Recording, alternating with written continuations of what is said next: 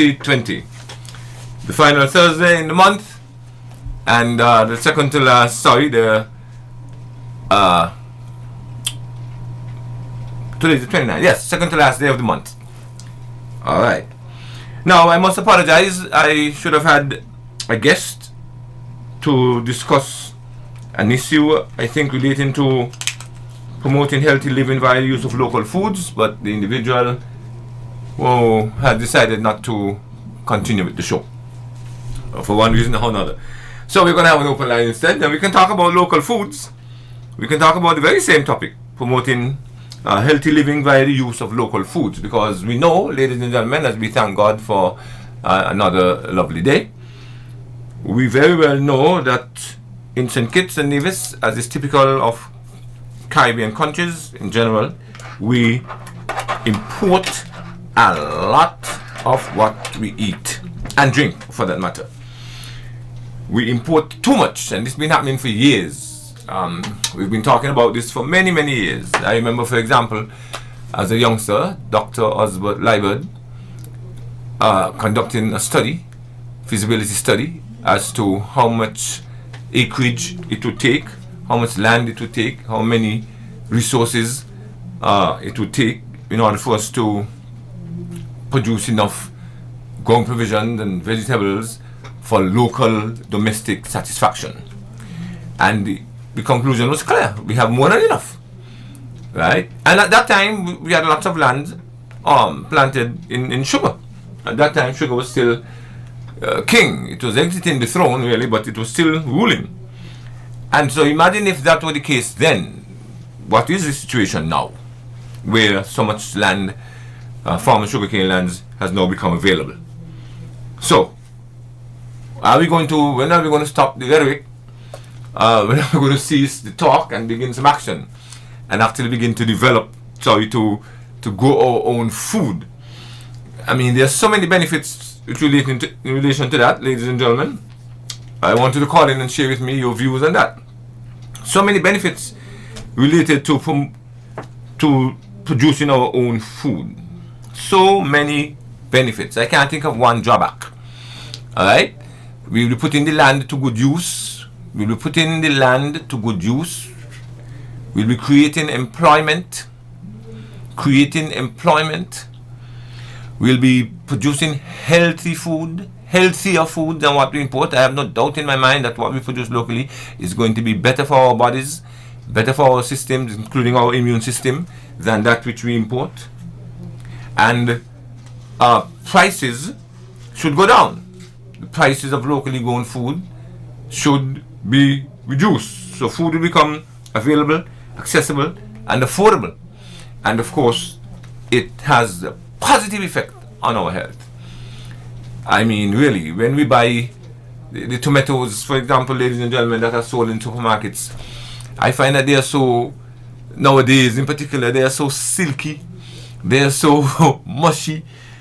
It hurts me to have to eat them, because I love tomatoes. I just wash them and eat them. I don't peel them or use them in any other manner, apart from eating them like I eat an apple or eat a banana, for that matter. Not even a banana, because banana you have to peel it. I just wash and eat.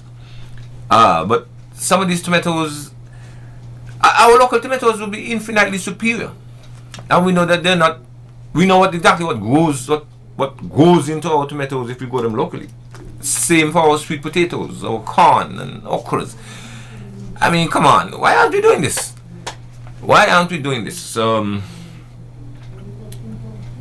All of us know that local bananas, even local bananas now, are very difficult to come by. 99% of the bananas that we are forced to eat and buy are imported bananas, right? And most of them, I gather, are genetically modified organisms. They are bananas that have been subject to all kinds of additives and inputs and so on, as opposed to our bananas here. We just pick them straight off the tree, and then we eat them. So that, there's so many benefits. I don't know if COVID is going to be the driving force or the catalyst that leads us to that situation where we grow all, or at least most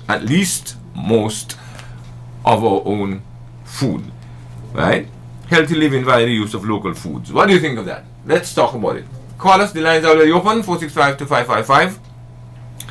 What are your views on that, and how can we move from plan to practice with respect to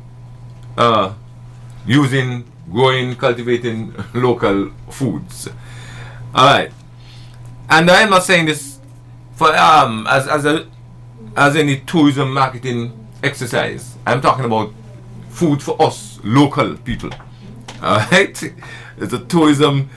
Certainly, it can be used to market tourism, because I believe that a lot of tourists visit these other islands, visit other territories to sample the local cuisine. I really believe so. And certainly when I visit other countries, and I've been to over 40 of them, I want to taste what they have to offer. What foods are put on the table in front of me. What local confectionaries and pastries and drinks and so on they have to offer. I want to sample that. I just spent a while in Cuba, and I was happy to engage in some of what Cuba's local cuisine is. All right. So even if I could have access to what I'm accustomed to in St. Kitts on a daily basis, I was not satisfied with that. I wanted to see what the island has to offer, and I believe that when tourists come here, it's the very same principle. They want to see what does St. Kitts have that I am not accustomed to, that I don't have in Canada, in England, in various parts, in other parts of Europe, in the various states of the United States and Australia and wherever they come from. What do we have to offer? So, I believe that there are tremendous benefits to be derived from producing more food. A lot of us thought that after we exited sugar, after we dethroned sugar as king, that a lot of the lands, and at one point almost 40,000 acres of land were under sugarcane cultivation. But a lot of us thought that after that, a lot of the land had been freed up for agricultural purposes. We have noticed that a lot of it has gone into housing development and some commercial exercises as well, enterprises. But we are not, I don't believe generally we are satisfied that enough of the lands have gone into more food production. We have to depend too much on the boat from Dominica coming here on a regular basis for us to get certain ground provisions. I mean, imagine that, cheese and bread. And we have to depend on the supermarkets now for too much of what we need to eat. Especially when it comes to food that is derived directly from the ground, which doesn't have to go through any manufacturing. Alright, such as sardines, tin sardines and rice and so on, which we can't go here. So we have to get that elsewhere. But the things that we can go here are onions, potatoes, or corn, or okras, and bananas, and pineapples, and so on. Tomatoes, sweet peppers. Why on earth do we have to go to Best Buy and Value Mart and Rams to get these items? Why can't we go to or if we go to these supermarkets, why can't they all be locally produced, locally supplied? Why do we have to depend on the boats coming here to supply us? And I have heard one doctor warn that at some point the boats are not going to come. We don't know if that's because of a natural disaster, earthquake, hurricane, whatever, or because of a disease, COVID, or whatever is going to come after COVID, or because of particular developments in the sending countries. But he is of the opinion that sooner or later, sometime, the boats are not going to come. What do we do then? We need to start now to prepare for that possibility. Some would argue that eventuality. So, what are your views, ladies and gentlemen, listening to Frank and Candid today with respect to that matter? Alright, how can we move from rhetoric to reality in terms of using local foods to promote healthy living? I am of the opinion, for example, that our immune system is the largest single factor, the strength of our immune system. We have a caller. Let's take him or her. Good morning. Hello. Good morning, caller. All right. Yes. Feel free to call back. I am of the opinion, and this is my personal view, and I believe it is supported by science to a large extent. But the strength of our immune system is the largest single determinant in whether we are susceptible to COVID-19 or not. This is my view. I believe that it is how robust, how potent one's immune system is that dictates his susceptibility, his vulnerability to COVID-19 or to many other diseases.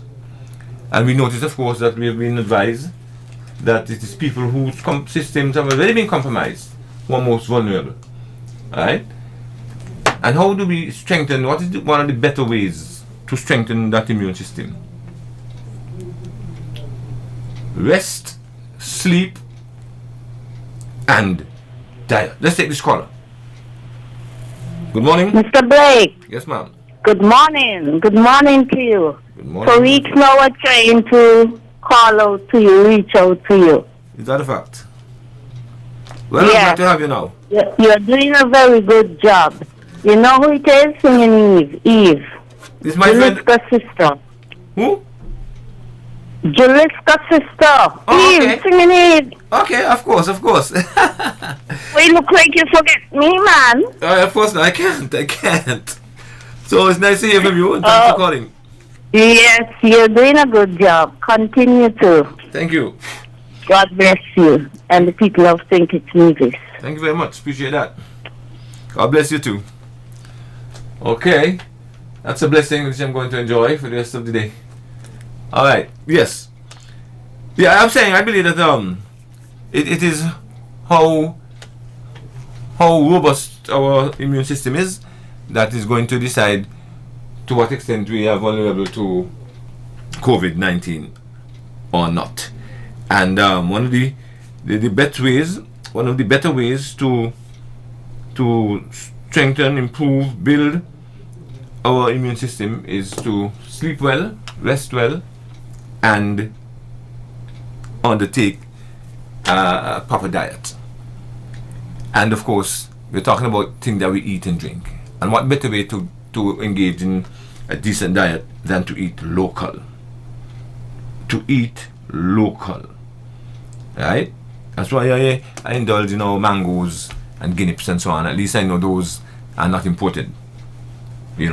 But we need to pay attention to our diet, I believe. I think that is really critical. That is what strengthens our immune system. The things we eat are quality first, and then portion size or quantity later. But I am convinced that what we grow here, what comes from our own local soil, Layamiga, the fertile land, is superior to what we import. Definitely. Alright? And it really pained me to know that we had to wait until a boat from another island comes to get yam and dasheen and tanya and even green coconuts. Even coconuts are green bananas, passion fruit and so on. We should be producing those on our own in enough quantities to satisfy domestic demand. And then, instead of having to import, we produce enough to export ourselves. Okay? Breadfruit, for example. Okay, we are seeing too many of our trees disappearing and we don't know where they're going.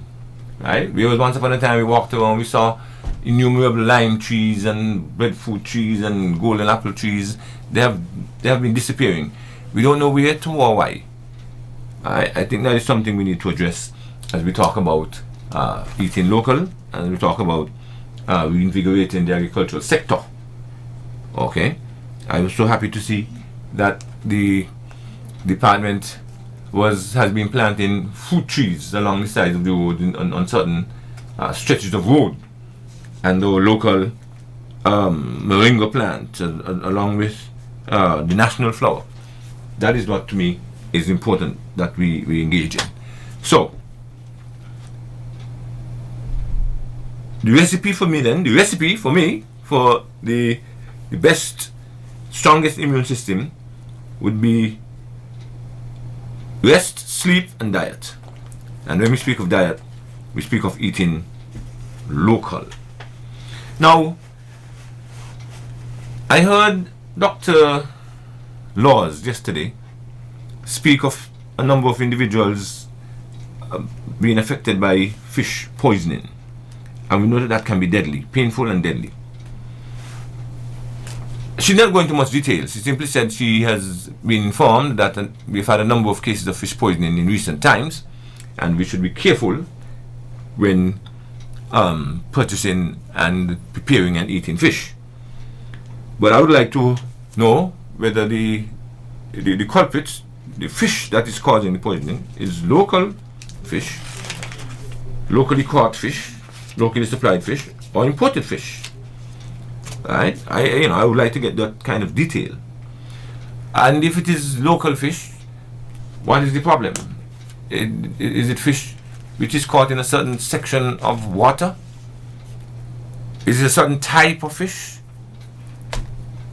Or does it have to do with the preparation of the fish? Well, something certainly is causing a problem with respect to fish, where it is poisoning people. And one of the persons who fell victim to fish poisoning is a good friend of mine. He and his wife from Burdock.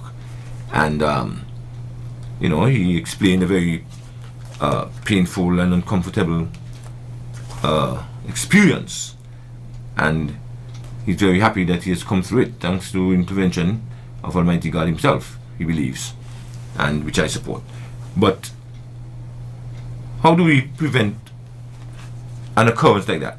If it's the local fish that is, if it's the imported fish, then of course we know, we can very well suspect what the reasons are, right? Because I have said when we buy fish, we don't know whether the fish was caught the day before or the day before I was born. We have no idea how long the fish has been kept on ice, preserved before it reaches us. But if it is locally produced, locally caught fish that is causing the poisoning, I think that's a cause for concern, and it's something that needs to be examined very seriously. Because some of us have noticed that some supermarkets, for example Rams, is now offering what purports to be fresh fish, and they look pretty, they're looking enticing. Look like some of them they have a lot of mutton, a lot of meat on them rather. We have some mutton snappers and so on because of the thickness of the flesh. But we don't want to be victims of fish poisoning when we buy those fish, especially because we figure they're locally produced and we want to support local. But that is something I think we need to consider. We must also ensure, as we discussed I think earlier on a different program, and I had another guest, that locally produced food is affordable. Locally produced food is affordable. And I heard the Minister of Agriculture plead with farmers recently to ensure that their prices are reasonable, because we can't be promoting local, so to speak. We can't be encouraging folks to eat local, to buy local, support local, but they can't afford local, right? And he was appealing to farmers to be reasonable in their prices. He recognizes, as we all do, that the farmers must make a living, and to the largest extent possible, a decent living from their involvement in the sector, right? But at the same time, you have to temper that with the reality that many people can only afford to buy goods at a certain price, and you cannot price your customers or potential customers out of the cycle, out of the operation. So I have a big concern with respect to affordability, because having been in the classroom as a teacher all my life, I know that there are some parents, of course there are many parents who are responsible, financially responsible, and they misuse and abuse whatever financial resources they have. But there are others who are genuinely indigent. There are families and individuals who really have things difficult. But I guess some of us are so accustomed to seeing glitz and glamour, and we see so many ladies in particular spending lots of money on the latest styles and fashions and hair and nails, that we figure that they have a lot of disposable income. We need to recognize that a lot of them are spending their very last. They're using up all of their monetary resources to engage in these kinds of behaviors. But there are persons who genuinely and legitimately lack access to sufficient funds to eat well, to pursue a course of healthy living. All right, and of course, it's a shame that the goods that do not lend or lead to healthy living tend to be cheaper than those which do. So that the chips and the sodas and so on would be easier to access than nuts and grains and so on that we need to really build us up.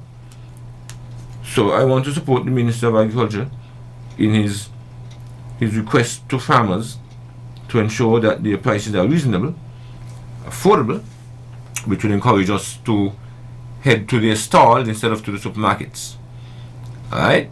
Prices that are attractive to us as locals, so that we'll be filling up our bags and baskets from the booths in the public market and on the side of the road, which is something we don't like too much anyway, being on the side of the road, but we prefer to be satisfying our needs from their stalls than from those in the supermarkets. All right, the idea of affordability is very, very important.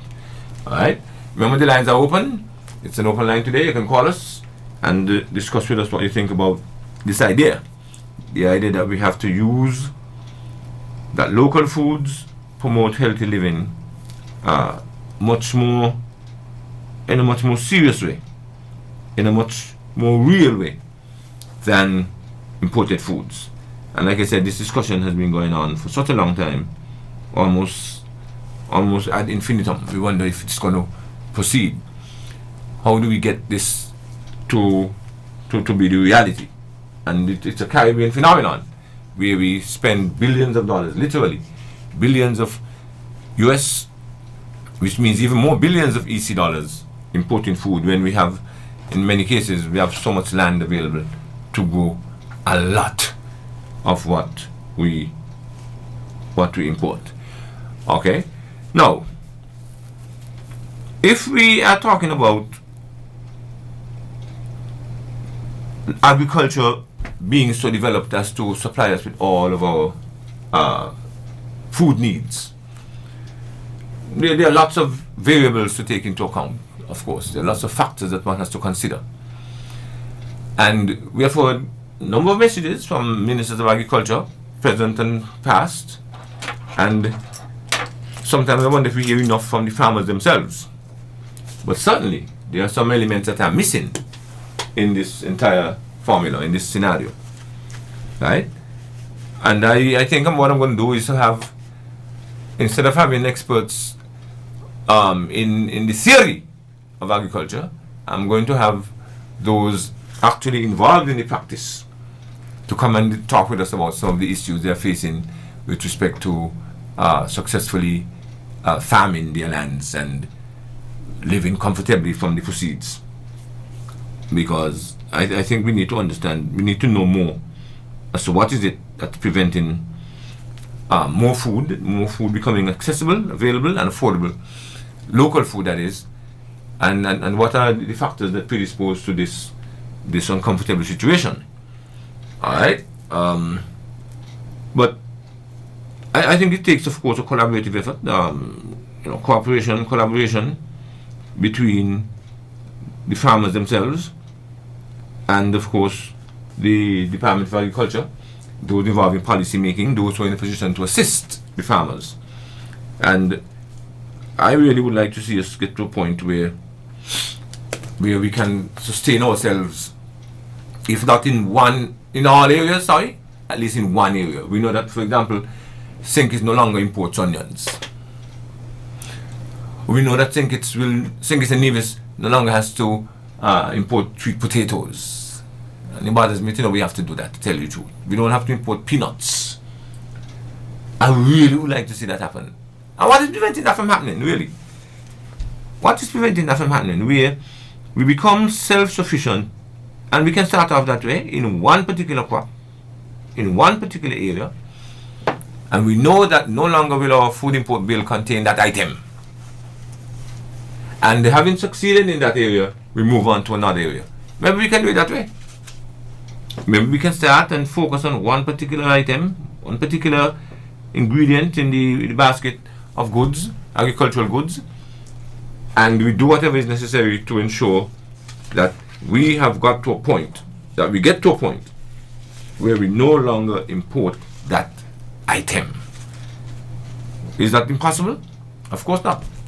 As I said earlier, Dr. Liebert or the Liebert at one point, and I believe others have done it since he did it, have worked out a formula as to how much acreage we need, how much land we need in order to produce the amount of white potatoes that we need, or the amount of corn, or the amount of sweet peppers. That has already been worked out. So what's the issue there? I really am looking forward to that day. What I'm going to do now is take a station break, and then I hope that others of you will join the conversation when we return. Did you sell? You know it's a vibe, brand new life is a promise. Steady striving for more, no more limitations. Passionate communication, reaching every heart to the generations. Innovation, for the community, about to bring unity. It's a movement with a new source of energy.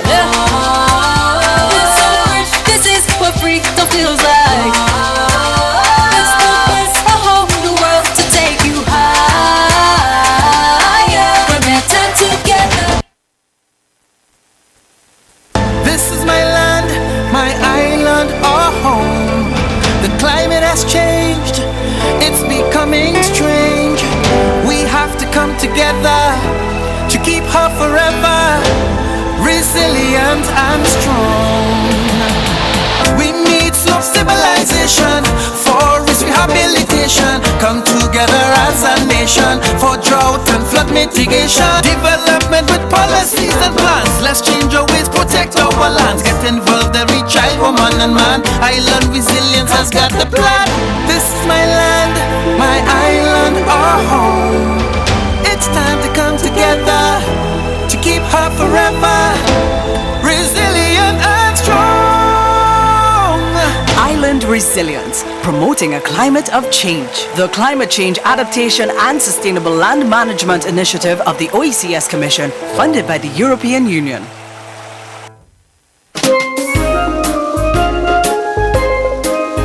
The holiday season is almost upon us, and ZIZ wants to help you reach more customers during this period of increased shopping. Advertising on ZIZ Radio, ZIZ Television, Big Wave, and on our online platforms can help you reach more customers this holiday season. Call our advertising sales department for a tailored advertising solution at 465-2621. This holiday season, let ZIZ connect you to our large audience of listeners and viewers. Your potential customers at ZIZ with ZIZ Radio, ZIZ Television, Big Wave, and our online platforms. We provide advertising solutions that work. Call us 465-2621 and get results.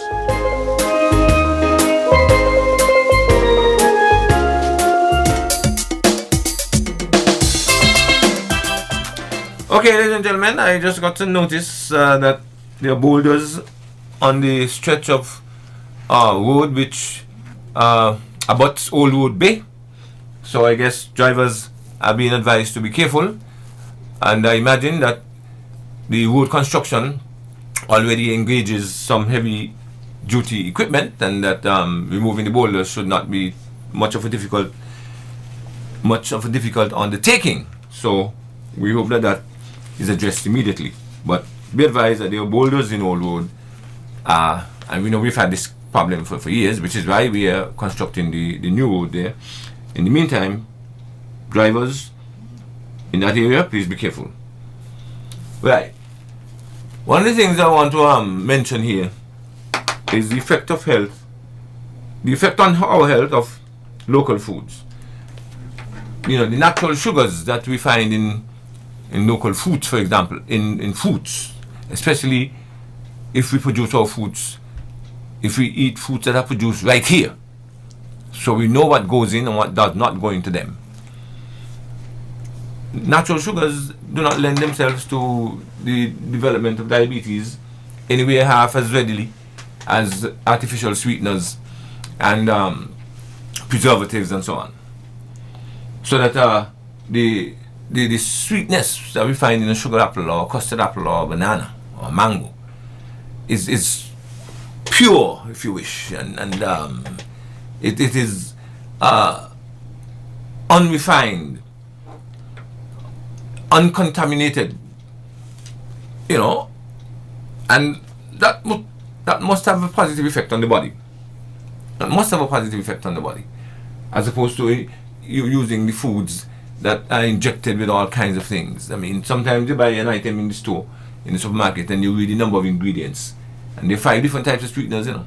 It will tell you cane sugar, it will tell you high fructose corn syrup, it will tell you aspartame, it will tell you saccharin, all kinds of sweeteners.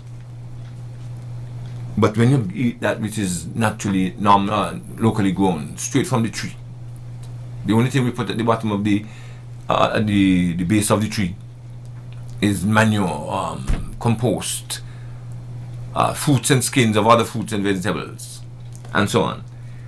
And so, eating locally produced foods helps to keep diabetes at bay. That's from my basic understanding. Then, of course, getting involved in producing food, planting and farming is good exercise. It's good exercise. Keeps you active, keeps your body nimble, you know. And of course, it means you are linking directly with nature. I read an article the other day about how important it is to walk barefoot from time to time, not in your houses, but on the streets, on the ground. We need to have that connection, direct connection with nature, because for some of us that's the only way we would, because we don't stop to smell the flowers, we don't pick them on our way, we don't go to the hills and sit and meditate, we don't go up to the heights of the mountains and breathe in the less polluted air and so on. Some of us don't want to take hikes at all. Don't even go to the beach. Right? So, when you have to put your hands directly into the soil, when you have to be in touch with the earth, Mother Nature, that must have a positive effect. Not only on the physical, but on the mental and on the emotional, and even on the spiritual, because then you realize how great God is. You know, when you see all these things and you think about all of these, how nature operates on its own, without the need for man to intervene, you know, then you recognize how great God is, and you sing, how great thou art. So it helps us in all these many ways, right? Which is why, of course, the question of predators, whether they be predator larcenists or monkeys or wild pigs or donkeys for that matter, is a serious one and has to be dealt with. I mean, how long have we been talking about the monkey problem, for example? You know? So if you're going to be talking about eating locally, healthy living via the use of local foods, right, and encouraging tourists to come because they'll be able to get a nice, healthy, locally produced meal with local produce, if you wish. If you're serious about that, then we have to deal with the predators. You know, the monkeys cannot be allowed to continue to wreak havoc on our farms and our farmers. We have to find ways of dealing with them, and we're going to have to determine which takes preference, monkeys or man. Let's take this caller. Hello. Hi, good afternoon. Morning, sir. Yes, Reverend Cassis here. I just wanted to share a thought or a comment as it relates to agriculture. Yes, Rev. I'm thinking that our response at the moment is sort of still reactionary in terms of the push towards agriculture. Mm-hmm. And I think, similar to you, we should be thinking a bit more long-term. But then the question, I think, is whether or not we really believe, there's value in pushing for some long-term development in agriculture. And if the answer to that would be yes, or if there's a positive response to that, I believe agriculture should be one of the mandatory subjects in school, rather than being optional. I know that, you're a man of languages, but I mean, subjects like French and Spanish and even geography, I think those should be a bit more optional at an early stage, and allow agriculture to become a mandatory subject right throughout up to fifth form.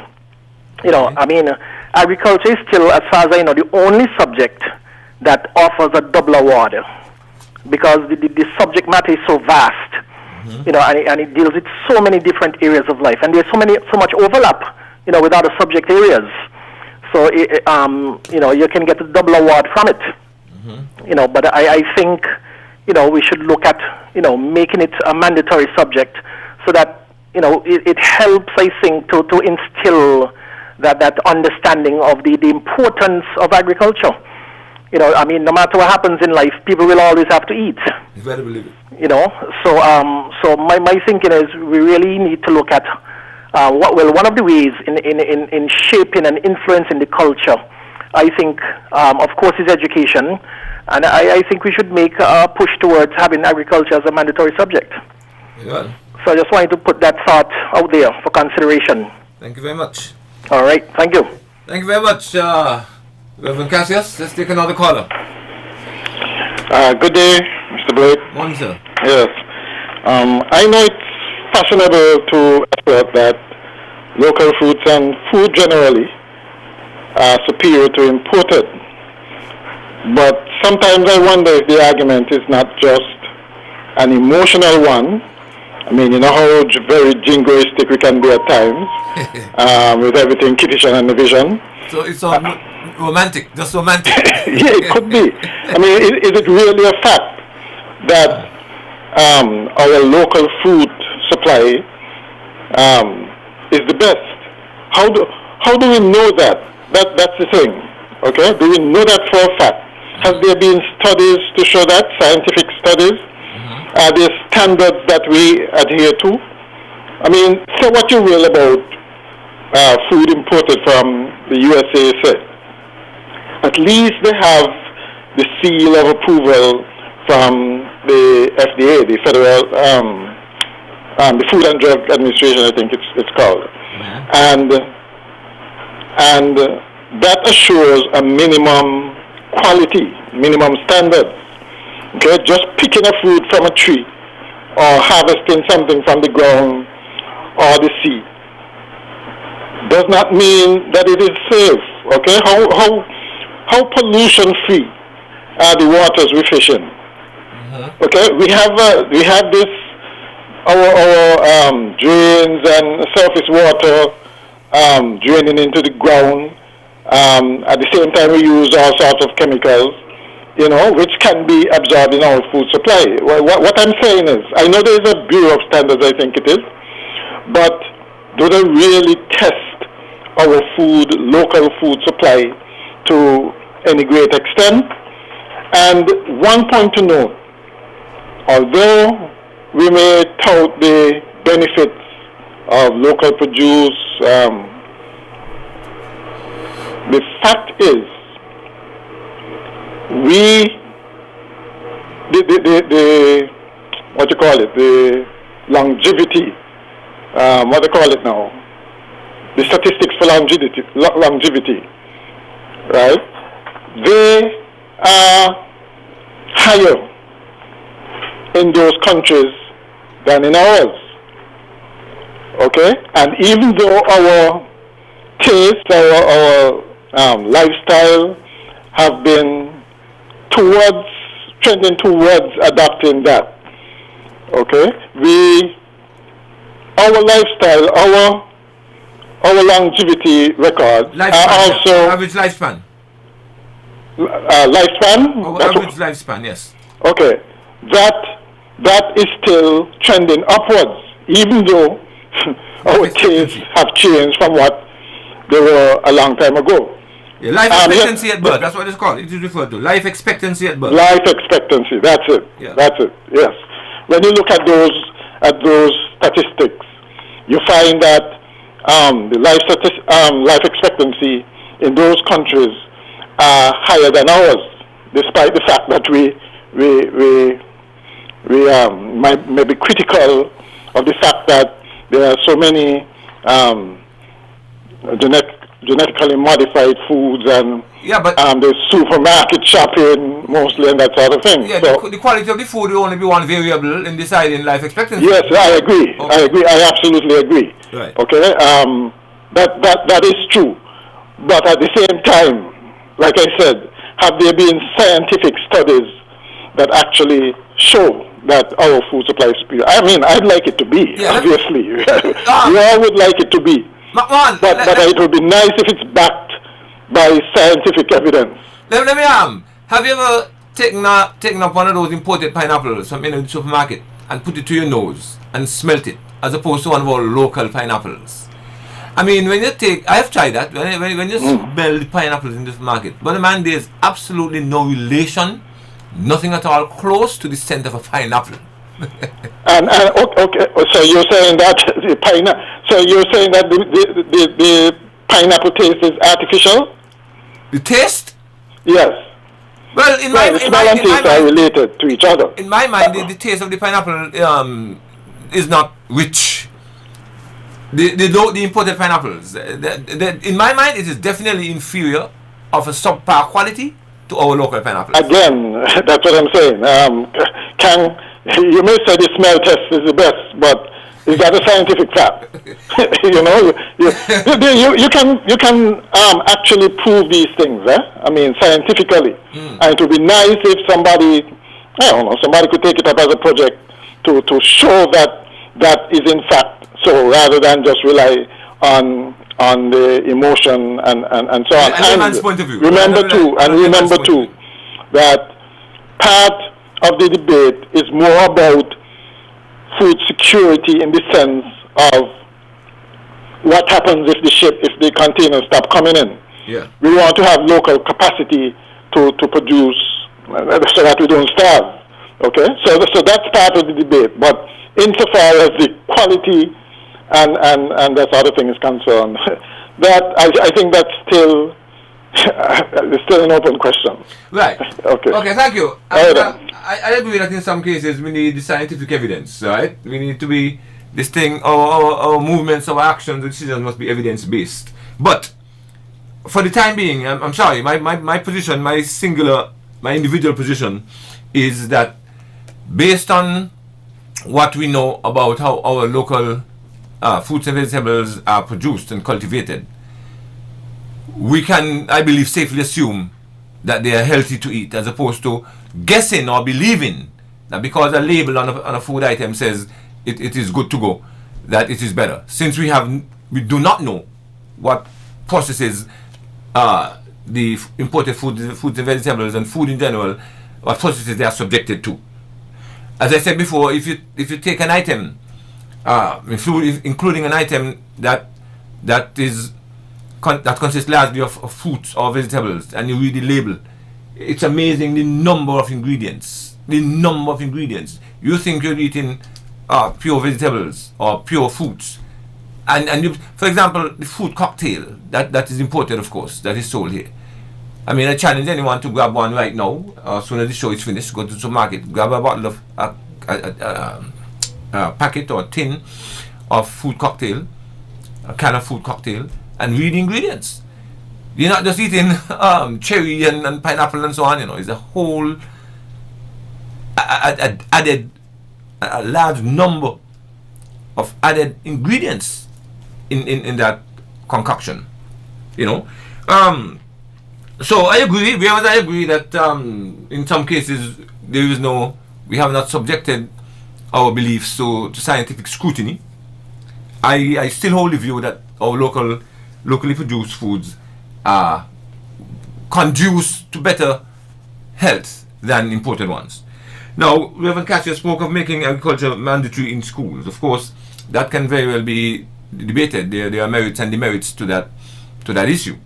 But I hope Reverend Cassius would agree that it makes no sense teaching agriculture in school and not have the students directly engage in the practice. We have known of cases where teachers have quote-unquote taught the topic of soil, for example, without ever taking the students out, even outside the classroom, onto the fields, the compound of the school itself, to examine the soil. Or they taught how cane was manufactured without taking the students on a visit to the sugar factory to see it actually take place.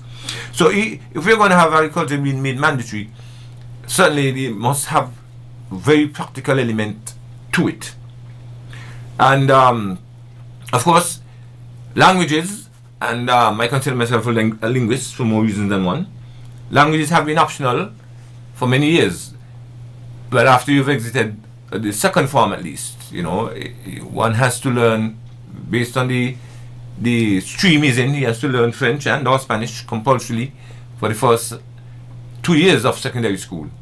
And then thereafter, it becomes an option. But languages have their place in the academic scheme of things.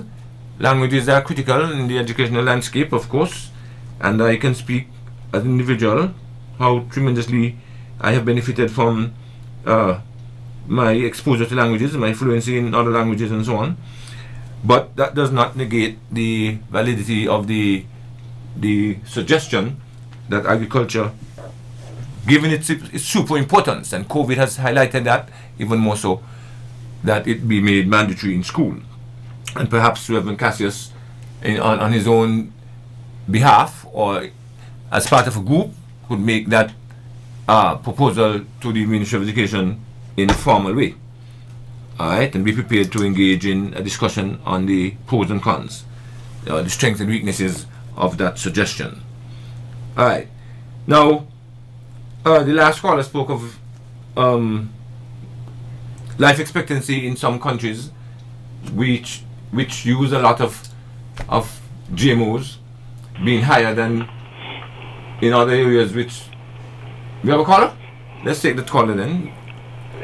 Yes, Mr. Beck? Yes, sir. Yes, there is one other point I forgot to add, and that is the economic argument. I don't know if you dealt with it. The fact that supposedly food grown locally should be cheaper. Oh yeah, I dealt with that, but carry on. Yeah. I did do that. And again, is that a fact? Because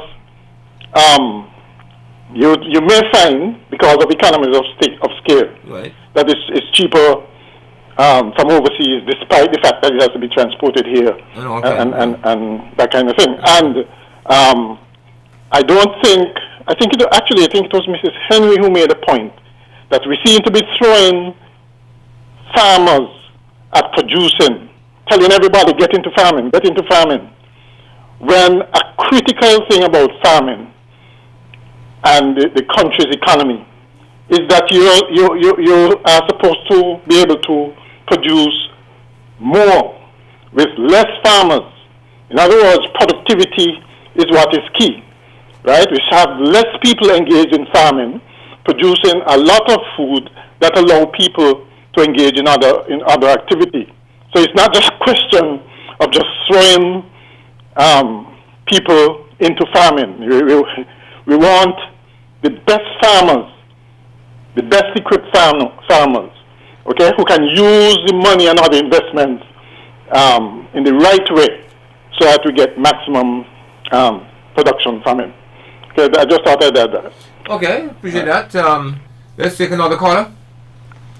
Hello. Hello, good morning, Mr. Blake. Morning, ma'am. Mr. Blake, I have a burning issue with, everybody trying to plant something that they could survive right now. Mm-hmm. I have a little fencing in my yard. It's not fenced completely. And I'm trying to planting, and every day,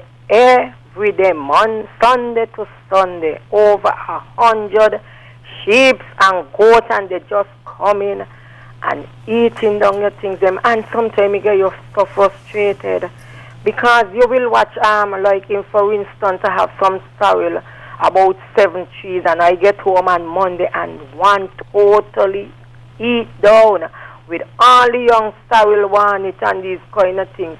So how could we, as the lesser class citizens of this country, get something in your place where you're paying for, and then other people who could afford it just destroying you by laying the animals? I have a burning problem, and it's not now. Every time something come and eat it down. Up to about 2 weeks ago, I cry till I get headache. Eventually cry. I had a bread nut tree, and when I go home, the bread nut tree eat right down. And these kind of things. So even though everybody trying to do something, yes, the farmers, they sell the food expensive. You're trying to plant something in your yard, but yet you're being frustrated by people, animals. I'm asking that the government please look into it. Every day, these load of sheep in all road walking from the mountain to the sea, back and forth, every day. Thank you. Yeah, thank you. Well, no one can deny that. As we drive along, we see literally scores, sometimes hundreds of sheep and goats all along the sides of the road, and every mouth must be fed. And so these animals, of course, they have no respect for people's property. Once it's accessible, once they are not prevented from getting in via fences, whether wall, wood, galvanized, they're going to encroach and they're going to eat what they find available. So I guess the onus is on us, firstly, to erect relevant structures as much as possible to keep animals out. But even when you do that, if they find their way in, there must be a way to find recourse. I know it's difficult, if not impossible, to determine who the owners of the animals are, but I would direct this lady to the Department of Agriculture to state her case and see what, because I'm sure this is a complaint which they've had many times, and there must be ways and means of addressing it. We know that there's some persons who will never have the temerity, who will never have the strength, who will never have what it takes to kill an animal, to kill an animal that strays into his property, whether it be cattle, sheep, goat, pigs, whatever. But there certainly must be in place some mechanism to deal with that. Otherwise, the lady is right. We're wasting our time. And this talk about producing food locally and engaging in backyard farming and so on would only apply if people have impenetrable fences. And lots of people don't. Including, of course, the many housing developments that the government constructs. No fences are erected as part of the exercise. And a lot of people, by their very nature, because they are low income, and these are persons for whom the houses are constructed in the first place, by and large, they cannot readily or easily afford to put up the relevant fencing, whether it be chicken wire, whether it be wall, concrete, or even a galvanized fence. Excuse me. So there must be, in my mind, there should be some really concrete, tangible recourse to solve this matter. But we've come to the end of Frank and Candid for today, ladies and gentlemen. Believe it or not, the time has elapsed already, and I see my friend looking at me to indicate that it's time to close down. We'll take our final call, and then we'll say goodbye until another time. Hello, caller. Hello. Yes, sir. Good day. You see, farming? Yes, you don't have a lot of time, eh? You have just about... There's a lot of talk about farming. Mm-hmm. It's just talk. I can tell you something important. Mm-hmm. If farming was serious with this administration, then why is it that farmers are buying fertilizer that is marked donation from the Kingdom of Morocco? I listened to the news where in Bermuda or somewhere the Minister of Agriculture is giving thanks to the Kingdom of Morocco for fertilizer donation and saying how every farmer would benefit from 400 pounds fertilizer for free. It's just the beginning. It must be very expensive farming, and it's not just to tell people go farm. You gotta know what you're doing. Yeah, 10 seconds more.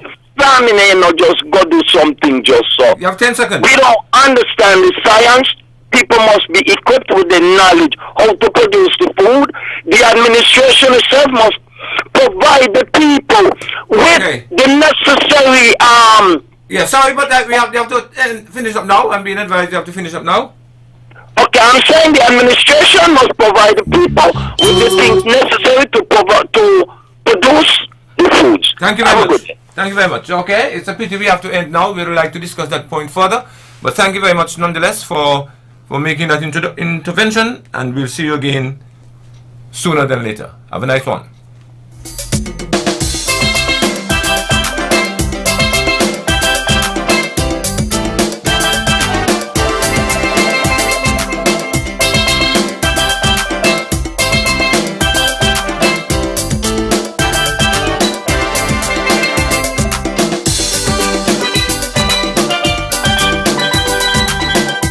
Shipping your cargo shouldn't be a hassle. It can be as easy as a single call to Amerijet International, your worldwide cargo transportation solution. We provide all the services you need to ship your goods anywhere in the world.